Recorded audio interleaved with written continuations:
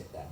The science says that the risk is at best is minimal, and the chief scientist has already said that this industry can safely coexist with existing farming and other existing industries. We're happy with that. At Bibble Windy, a poor quality pond liner has been blamed for elevated levels of uranium and heavy metals detected in nearby groundwater. In 2014, Santos was also dealing with a contamination spill caused a year earlier by the project's previous owners, Eastern Star Gas, which led to a review of the coal seam gas industry by the state's chief scientist and engineer. We're beginning to understand, as with most engineering things, we develop layers of risk and regulation and responsiveness, but you still have accidents. As part of her review of the coal seam gas industry, the chief scientist and engineer made 16 recommendations covering matters such as fairness, transparency, regulation and risk management. Now, 6 years on, they're yet to be fully implemented. You suggested in those comments that basically the inquiry is wrong and you've implemented all bar 2 of the recommendations. Is that your view?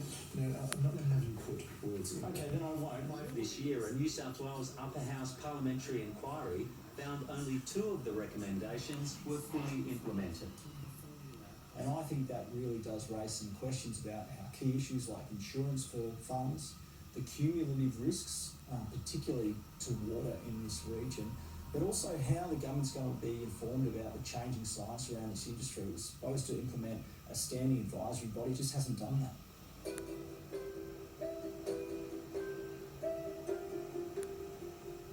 In Queensland's Surat Basin, 122 bores have been affected by the coal seam gas industry and are subject to make good orders.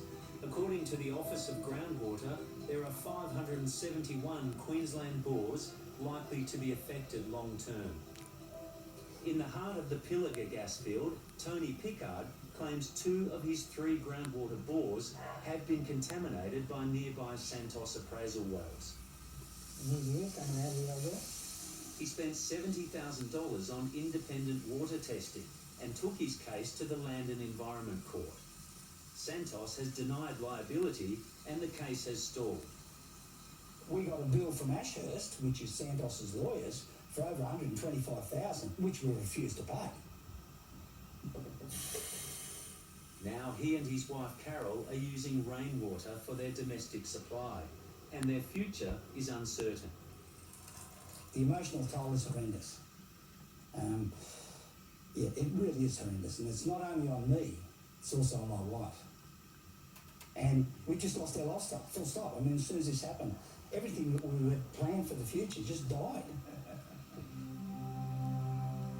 Australia's largest insurance company, the Insurance Australia Group, says it will no longer cover farmers for public liability if they have CSG infrastructure on their property. Santos says it's working towards a solution with peak farming and insurance bodies. The company now says it's good to go, and it will abide by any conditions imposed by New South Wales planning authorities.